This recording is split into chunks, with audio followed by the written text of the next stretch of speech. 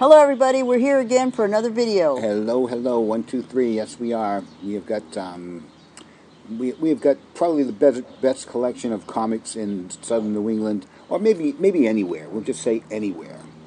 I've got comic books that nobody has seen for years, including me, because I don't have a chance to look through all those comics.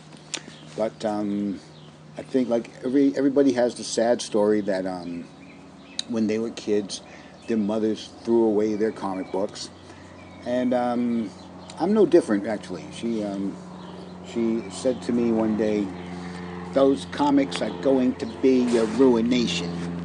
Don't read so many comic books." Well, I hate to say this, Ma, but I made a living off it. My living and Betty came from comic books, and this is. I have the first one. I even have at my hands the first comic book I ever read. Can you believe this? You want to see it? Look at that. It's Uncle Scrooge.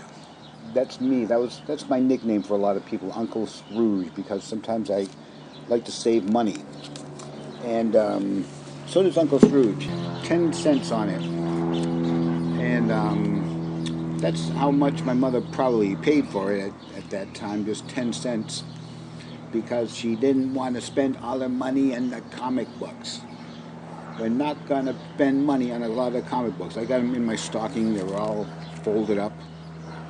So I just thought that it might be cool to bring out the first one, because now it's worth like over $1,000 in the shape it's in. Boy, I was miraculous with my comics back then. So this is Walt Disney's Uncle Scrooge, number 386. Nobody really knows where Uncle Scrooge came from, but I think there's a TV show which is god awful on the Disney Channel called DuckTales, and that's where Uncle Scrooge made his first appearance. And he's you know who, being a cartoon character, you know who plays his voice. This was surprising. It was that not Mr. Ed on Mr. Ed, but the guy who the guy who owned him. I forget what did you watch Mr. Ed when you were a kid? A little bit. Yeah, well, we all did, whether we liked it or not. I was a natural to do DuckTales as Scrooge McDuck. Yeah. So this is my friend Jerry. He's been a collector his whole life. How long have you been collecting, Jerry? Well, I've been collecting since this day, but which is what day? Oh, this is a big day. This is since his first comic book, which is Uncle Scrooge's number 386. His very first comic book that he ever read, which was what? How old were you when you read that? You're getting thumbprints on it. Oh, sorry. How old were you when you read that book? Oh, I don't know, about 3 or somewhere between 5 and 29, somewhere. Between 5 and 29. I was probably about 7 years old, and it just led to other things. It was what it was supposed to do. It leads you to buying more and more comic books, and we just eat them. We suck them up, man.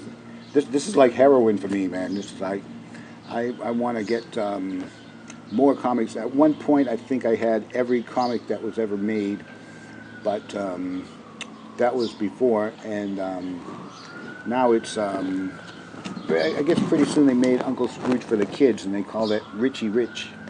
So who has more money, Richie Rich or Uncle Scrooge? That's now? A good question. Who does have more money, Richie Rich? Well, I think Richie Rich has to pay capital gains, but I think Uncle Scrooge doesn't because he's a duck. Okay, so they don't have ducks making that's payments. A question to be answered. Now, Jerry is an expert, obviously, in comic books. So what we're going to be doing is we're going to be going through different comic books and talking about them and explaining the history or the story of the book, the actual book itself. Like, for example, this book, which I don't want to touch because I don't want to get fingerprints. Get your hands off it. What is the story of this story in this book? Well, you know what's ironic? This book came out like in 1957 or something. And it precursed the what we're going through right now with the virus, because they had some kind of virus that sucked all the money out of his backyard bin that he used to swim around in all those coins, and they just sent his money flying all over the world, all over the world. And what's funny was that everybody was worried about it because how are we going to survive? Because everybody quit their jobs, They quit their jobs because they don't want to. They don't have to. They got all of Scrooge's money. He had enough money to keep the world in full view of all the money. So he just said to his nephews, "I got an idea. Don't." He's so cool. He just said, "You just wait and see." So they wait and see, and then so Uncle Scrooge had his nephews start doing some gardening, because they were the only ones that were doing any gardening. And then so naturally they're the only ones with any vegetables to sell or food to sell.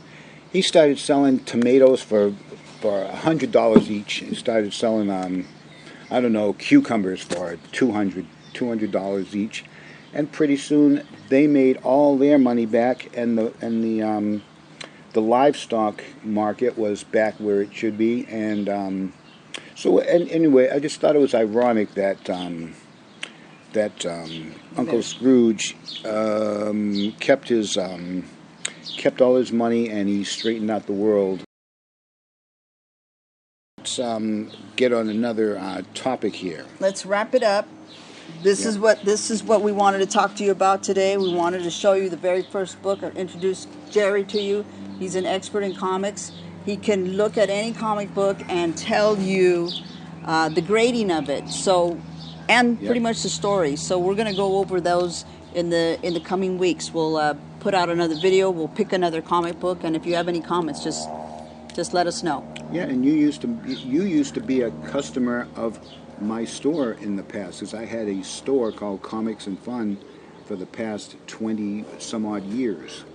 And now he's just enjoying his comics and having fun. Yeah. My mother threw them away when I was a kid, so I got her back by buying a bunch of comics and doing that your whole life. Well, most people they sold their kids when they were kids, but my mother, she gave them away. She gave them to my godson, and I never saw them again after that. Okay, well, thanks for watching. We'll see you next time. And sayonara. Bye-bye.